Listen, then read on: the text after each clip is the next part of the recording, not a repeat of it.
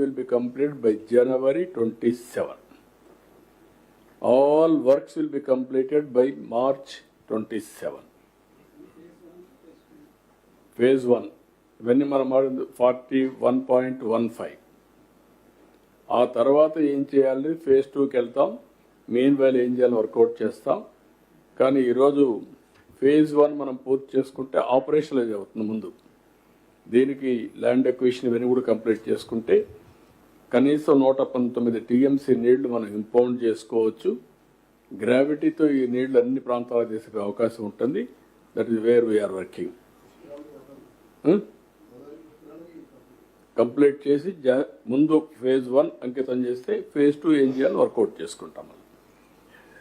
ఇక్కడికి వచ్చినప్పుడు SCRF next వచ్చి గ్యాప్ 2 ఇది కూడా జనవరికి పూర్తయ్యేట్టుగా పెట్టుకున్నాం. ఇప్పుడు CWC కూడా ఈ నెలలో 20కి ఇస్తారు. అక్కడి నుంచి మ్యాక్సిమం ఈ వర్క్ అంతా స్టార్ట్ చేసి ఆల్రెడీ 1 జనవరి నవంబర్లో స్టార్ట్ చేశారు. నెక్స్ట్ జూన్ అన్నారు కానీ కాకుండా 33/27కి పూర్తి చేస్తాం.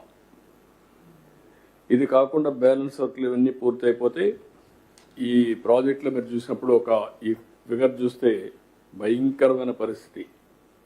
సముద్రం మారుగా ఉంది అర్లియర్ బిట్వీన్ 2 కాఫర్ డ్యామ్స్లో. ఈరోజు మీరు చూడండి క్లారిటీ. పని జరగడానికి కానీ అక్కడ మొత్తం చేసిన పనుల వల్ల వాటర్ లీకేజ్ లేదు. చాలా వరకు కంట్రోల్ అయిపోయింది.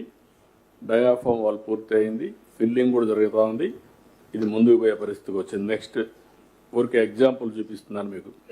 ఇక్కడ పక్కన చూస్తే గ్యాప్ 1లో అప్ స్ట్రీమ్ స్కార్ పార్టన్ సపోర్టింగ్ పెట్టి అవన్నీ కట్టిన దానివల్ల చాలా వరకు లీకేజ్ ప్రాక్టికల్లీ నిల్లయ్యే పరిస్థితికి వచ్చింది.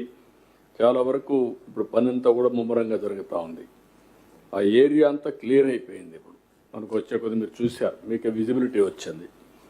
నెక్స్ట్ ఇక్కడికి వచ్చినప్పుడు గ్యాప్ 1లోనే ఏ విధంగా చేశారో టెక్నాలజీ అవన్నీ చూపిస్తున్నారు. ఆ హిల్స్ అన్ని చేయడం, ఒకప్పుడు ఉన్నటువంటి పరిస్థితిని ఇప్పుడు ఏ విధంగా వర్కౌట్ అవుతుందో మీకు ఒక ఐడియా వస్తుంది. ఇది ఒకటి. దెన్ ఇక్కడ కూడా అప్ స్ట్రీమ్ అదే మరిగా SCRF డ్యామ్ గ్యాప్ 1 ఏరియల్ వ్యూలో కూడా చూపించారు. డౌన్ స్ట్రీమ్ బోత్ ఇవన్నీ కూడా ఒక ఐడియా కోసం మీకు చూపించాం. దెన్ SCRF డ్యామ్ గ్యాప్ 2 ఇది కూడా పనులు ఏవి జరుగుతున్నాయో మీరు కూడా ఫిజికల్గా చూశారు. ఓన్లీ పిక్చర్స్ కొన్ని మీకు చూపిస్తున్నాం. గ్యాప్ 2లో upstream downstream filter laying in progress ఏ విధంగా జరుగుతుందో వేరియస్ టెక్నాలజీస్ ఏం చేశారు కూడా మీరు చూశారు ఫిజికల్గా. దాని గురించి ఎక్కువ ఎక్స్ప్లెయిన్ చేయాల్సిన అవసరం లేదు. నెక్స్ట్ ఇక్కడికి వచ్చినప్పుడు project in all practical means మీరు చూశారు. నెక్స్ట్ వచ్చి కనెక్టివిటీ. రైట్ కనెక్టివిటీ మీరు చూసిన తర్వాత 19 మీటర్స్ వెడల్పు, 19 metres height. This is the biggest I can say in Asia biggest connectivity. అవన్నీ కూడా ఇప్పుడు మీకు చూపించాం. మొత్తం కలిసి 4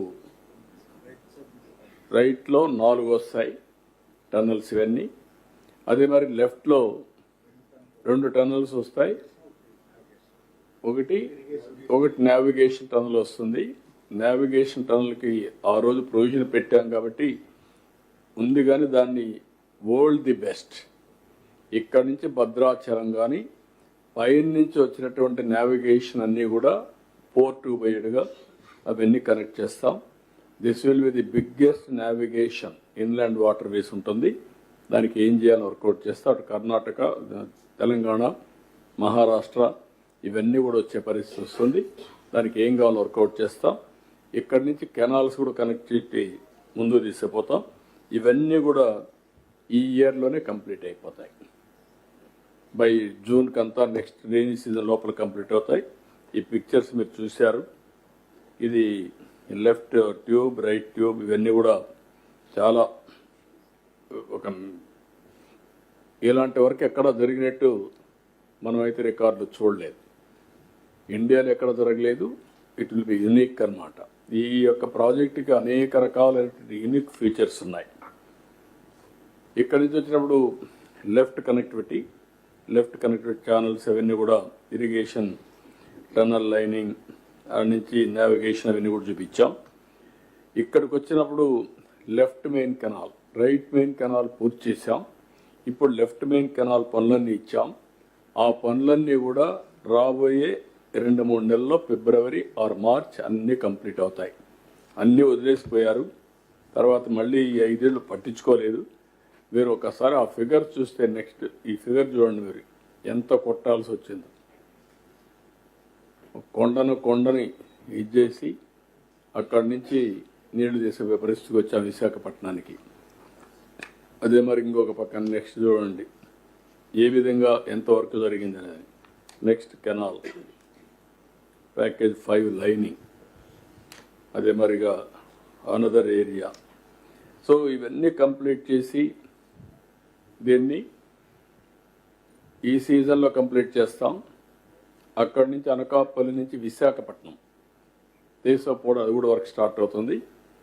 అదే మరిగా ఈ నీళ్ళన్నీ తీసుకెళ్ళిన తర్వాత ఈ దారిలో ఉండే ఇరిగేషన్ ప్రాజెక్ట్స్ కానీ, రివర్స్లో ఉండే చెక్ డ్యామ్స్ కానీ, మైన్ ఇరిగేషన్కి కానీ టోటల్గా నీళ్ళు ఇచ్చేట్టుగా ఏర్పాట్లు చేయమన్నాం. అది నెక్స్ట్ సీజన్లో నీళ్ళు ఇస్తాం. అవసరమైతే మీడియం ఇరిగేషన్ ప్రాజెక్ట్స్ ఉంటే అక్కడ క్యాచ్మెంట్ ఏరియాలో నీళ్లు రాకపోతే ఈ నీళ్లు తీసి దాన్ని ఫిలప్ చేసే విధానాన్ని కూడా శ్రీకారం చుడతాం.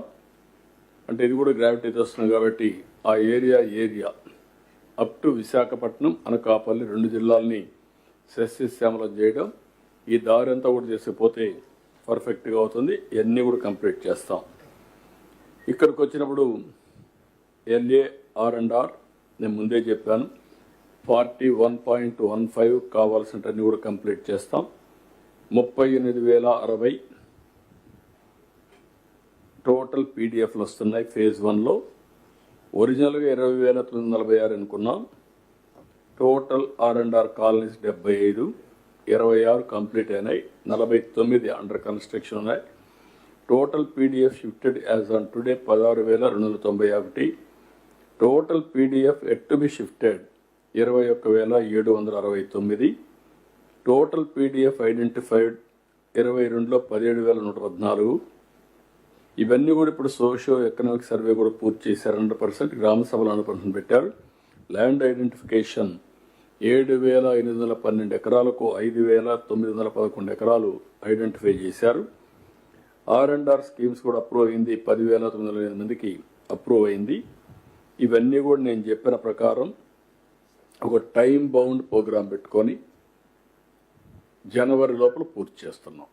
Every month there is a clear cut milestones. ఆ మైల్ స్టోన్స్ అన్ని పూర్తి చేసి ఈ ప్రాజెక్ట్ని, ఎందుకంటే నేను ముందే చెప్పాను, ఎప్పుడు కూడా పోలవరం ఆంధ్రప్రదేశ్కి ఒక వరం, పోలవరం ఆంధ్రప్రదేశ్కి ఒక జీవనాడి. ఈరోజు మీరు గుర్తుపెట్టుకోవాల్సింది, ఆ రోజు చాలామంది మాట్లాడారు,